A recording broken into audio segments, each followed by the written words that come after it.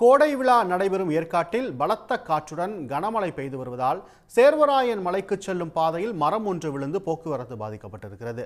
செய்தியாளர் குமரேசன் இணைகிறார். குமரேசன், இந்த மழை தொடர்பான பாதிப்புகள் எந்த அளவில் இருக்கு? நிச்சயமாக ஏற்காட்டை பொறுத்தவரை கடந்த 3 நாட்களாகவே குளிர்ச்சியான சீதோஷண நிலை நிலவி வருகிறது. குறிப்பாக மாலை வேளையில் தொடர்ச்சியாக மழை பெய்து வருகிறது. இந்த நிலையில் தான் ஏற்காடு கோடை விழா மலர் கண்காட்சி என்பது நேற்று முன்தினம் மாலை தொடங்கியது. இன்று 3வது நாள் என்பதால் ஞாயிற்றுக்கிழமை என்பதாலும் மக்கள் கூட்டம் தொடர்ந்து அதிகரித்துக் கொண்டே வருகிறது. இதனிடையே இந்த அதிகாலை அளவில் அதாவது ஓரளவுக்கு மழையும் பலத்த காற்று வீசியது. இந்த காற்றின் காரணமாக பல்வேறு இடங்களில் அதாவது மரங்கள் ஒடிந்து விழுந்தன. குறிப்பாக ஏற்காட்டில் இருந்து சேர்வாயன் மலை வழியாக நாகூர் செல்லும் பாதையில் ஒரு பெரிய மரம் பாதியாக முறிந்து விழுந்தது. இதன் சாலையில் விழுந்ததின் காரணமாக அந்த பகுதியில் போக்குவரத்து பாதிப்பு ஏற்பட்டது.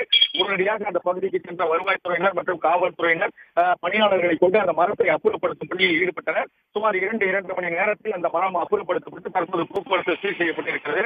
அதே போல பல்வேறு இடங்களில் மின்கம்பங்கள் சாய்ந்திருக்கின்றன. அந்த மின்கம்பங்களையும் சரி செய்யும் பணியில் மின்வாரிய பணியாளர்கள் ஈடுபட்டிருக்கின்றனர். இந்த நிலையில் தான் ஏற்காட்டில் ஒரு மிதமான சீதோஷ நிலை, குறிப்பாக ஒரு குளிர்ச்சியான சீதோஷ நிலை 3 நாட்களாக நிலை வருகிறது. அதாவது மேகங்கள் தரையை தொட்டவாறு செல்கின்றன.